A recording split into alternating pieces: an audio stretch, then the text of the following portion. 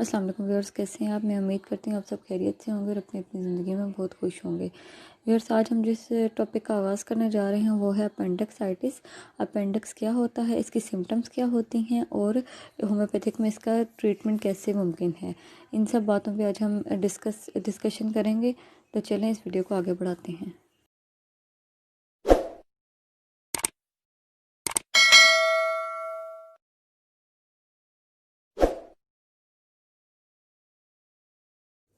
तो चलें दोस्तों, जानते हैं कि अपेंडिक्साइट होता क्या है। तो जब अपेंडिक्स में जो हमारे अपेंडिक्स है उसमें जो है सूजन आ जाए या इन्फ्लेमेशन आ जाए तो उसे अपेंडिक्साइट कहते हैं। तो अपेंडिक्साइट जो है वो फिंगर की शेप का जो है एक पाउच की तरह का स्ट्रक्चर होता है जो हमारे पेट के नीचे राइट साइड की तरफ होता है। जहाँ से हमारी छोटी आंत शुरू हो रही होती है और बड़ी आंत ख़त्म हो रही होती है, उस जगह पे हमारा अपेंडिक्स का जो ऑर्गन है वो मौजूद होता है। तो इसकी जो अपेंडिक्स की जो लंबाई है वो तकरीबन 5 सेंटीमीटर से लेके 35 सेंटीमीटर तक होती है और चौड़ाई तकरीबन 6 mm तक हो सकती है। वैसे तो अपेंडिक्स का कोई ख़ास फंक्शन नहीं होता, लेकिन इसे कहीं जगह पे बहुत सारी स्टडीज़ में जो है वो इसे गुड बैक्टीरिया का स्टोर हाउस भी इसे कहा गया है, जो हमारी बॉडी में इंटेस्टाइनल इन्फेक्शन के बाद इन्फेक्शन के बाद जो है वो हमारी बॉडी को हेल्प करता है।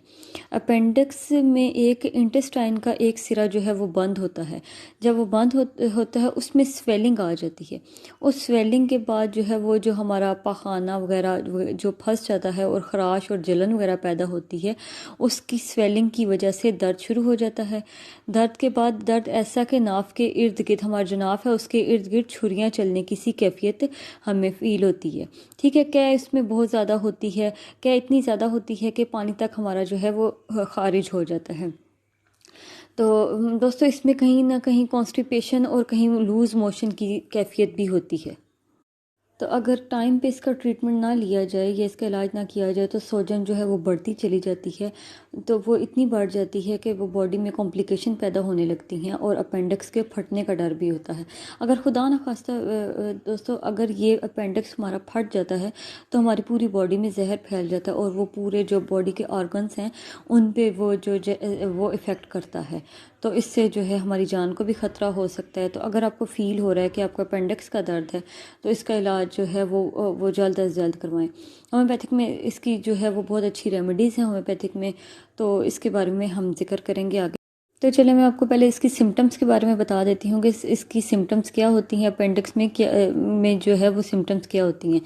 उसमें बहुत सीवियर पेन होती है पेट के निचले हिस्से की राइट साइड पर। अपेंडिक्स मैंने आपको बताया कि पेट के जो निचला हिस्सा है उसकी राइट साइड पर जो है वो अपेंडिक्स का ऑर्गन जो है वो मौजूद होता है। उस पर वो बहुत ज़्यादा पेन होती है, इतनी सीवियर पेन होती है कि उसको टच करने से भी आपको दर्द जो है बहुत शदीद बढ़ता है। नंबर 2 सिम्टम जो है वो है कि हल्का सा आपको बुखार रहता है, हर वक्त बुखार रहता है। नंबर 3 पे अगर आप जाएं तो वो है उससे आप पेशेंट को भूख नहीं लगती। 4 सिम्टम जो है वो कॉन्स्टिपेशन उसको जो है वो फील होती है या लूज़ मोशन रहते हैं।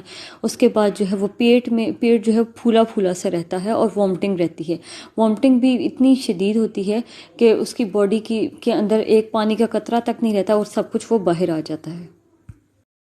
चलें अब दोस्तों, अब हम होम्योपैथिक रेमेडीज़ की तरफ जाते हैं कि अपेंडिक्स में जो है पेशेंट की साइन एंड सिम्टम्स देखते हुए जो है वो उसके पेशेंट के लिए कौन सी रेमेडी सिलेक्ट होती है।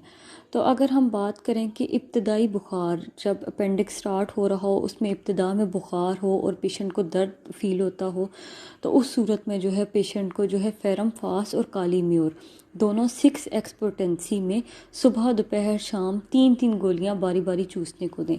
मतलब अल्टर टाइम पे अगर आपने सुबह जो है वो फेरम फास की 6x दे रहे हैं तो दोपहर में जो है काली म्योर 6x में की देंगे। और इसी तरह फिर शाम जो है दोबारा फेरम फास की जो है 3 गोलियां देंगे। तो रात में जो है वो काली म्योर की जो है 6x पोटेंसी में जो है वो देंगे।